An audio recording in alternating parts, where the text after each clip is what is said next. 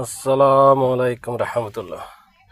যারা নিউ মডেলের গাড়ি কিনবেন, হয়তো ফুস স্টার্ট কীভাবে করে সেটা জানেন না, তাদের উদ্দেশ্য করে দেখেন ফুস স্টার্ট কীভাবে করবেন। প্রথমে গাড়িতে বসে আপনার সিট টিট সবগুলো ঠিক আছে কি না, হ্যান্ড ব্রেক ঠিক আছে কি না, হ্যান্ড ব্রেকে আছে কি না, তারপর সিটের আপনার আনইজি ফিল হচ্ছে কি না, স্টারিং উপরে নিচে করতে হবে কি না, সবগুলো দেখবেন। তারপর সিটে বসে ফুস স্টার্ট কীভাবে করবেন, প্রথমে সিটে বসার পরে প্রথমেই ফুস করবেন।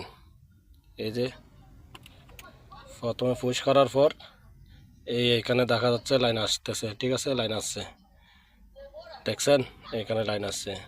তারপর আবার দ্বিতীয়বার পুশ করবেন, এই যে আপনার মিটারে লাইন আসছে, এই যে গাড়ি ওকে বাতাচ্ছে, ঠিক আছে, ওকে। তারপর আবার ব্রেকে পা রাখবেন, ব্রেকে পা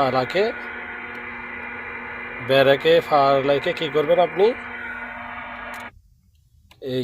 এখানে আবার পুশ করবেন, খালাস।